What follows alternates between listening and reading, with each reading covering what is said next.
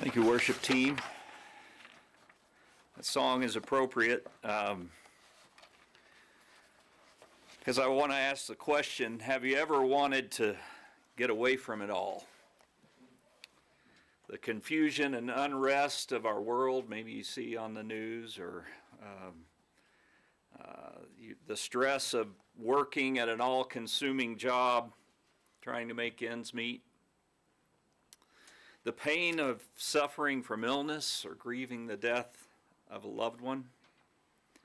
The challenges of relationships with difficult, sinful people. The curse that started in the garden is alive and well, and it's easy to get demoralized and long for an escape. Maybe like me, you think, I sometimes think I might make a pretty good hermit, moving up to the mountains somewhere and just kind of living isolated, away from all the noise and the chaos. And the only problem with that is I would bring some of the chaos within myself to wherever I might be.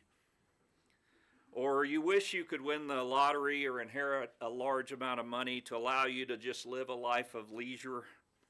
Maybe you long for healing and just wish for one day you could be without pain and sorrow.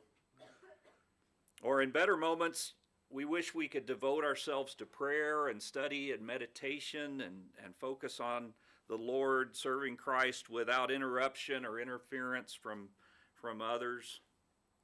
And that's a very natural longing for the believer. In our better moments, we do long to see his face. And Jesus, in his prayer for the disciples in John 17, verse 14, said, the world hates his disciples because of the word he gave them, and they are not of this world, even as he is not of this world. And so it's natural that we would long to be with Christ and away from the hate and the pain and the sin and the death of this world. And yet in verse 15, he says, I do not ask you to take them out of the world, but to keep them from the evil one. If Jesus says that his disciples are not of this world, why wouldn't he want to take them out of this world? Ultimately, we know that is his plan, as he said in John 14:3, if I go and prepare a place for you, I will come again and receive you to myself, that where I am, there you may be also. But there's more to God's plan than just taking his disciples to be with him in heaven. And so he says instead, keep them from the evil one. The evil one operates in this world to thwart God's will. And the effects of the evil one can be seen in all the trials that we experience in this life. And so Jesus repeats it in verse 16. They are not of this world, even as I am not of the world. The disciples do not belong to the realm of the evil one. They belong to God. As he prayed in verse 6, I have revealed your name to the men whom you gave me out of the world. They were yours, and you gave them to me, and they have followed your word. And then in verse 17, he prays, sanctify them in the truth. Your word is truth. As you sent me into the world, I have also sent them into the world. Now, to sanctify in the Bible means to be set apart for a special purpose. As the items in the temple and even the priests themselves were set apart for God's purposes. And so Jesus prays for the Father to sanctify his disciples in his word. We remember how John started his gospel. In the beginning was the Word, and the Word was with God, and the Word was God.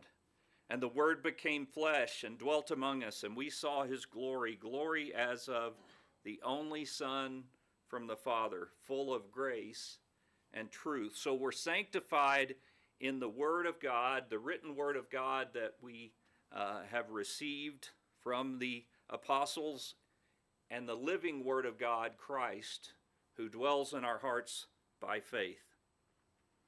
The disciples were privileged to behold Christ in the flesh and to see his glory. And so in verse 18 he says, "For their sakes I sanctify myself, that they themselves also may be sanctified in truth." Again, set apart for a special purpose. So Jesus said he sanctified himself. How did Jesus sanctify himself? How was he set apart? Well, ultimately he gave himself up and sacrificed his life on the cross for his disciples. And after his resurrection, they too would be sent out into the world to preach the gospel as his representatives, just as Jesus was sent into the world to testify to God's grace and truth. And if we are disciples of Christ this morning, the same is true of us. We are not of this world. We were created to be with Christ in heaven one day. And while we wait for his return, we are to be sanctified in the truth of his word. We are set apart to be his representatives in this world to testify to God's truth. God has placed each one of us in unique circumstances in our communities, our work, our relationships with others, so that we can share his word and his truth with others.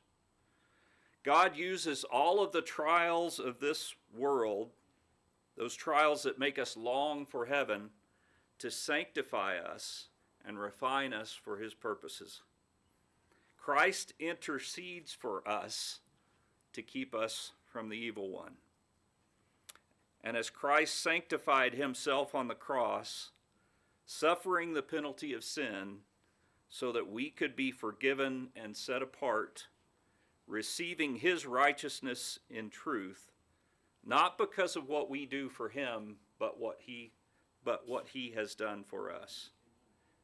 His ultimate purpose is to reconcile us to be with him forever.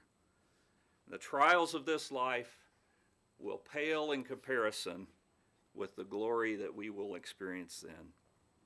And the Lord's Supper is a reminder to us of what Christ did for us on the cross and how he is coming back to take us to be with him in heaven.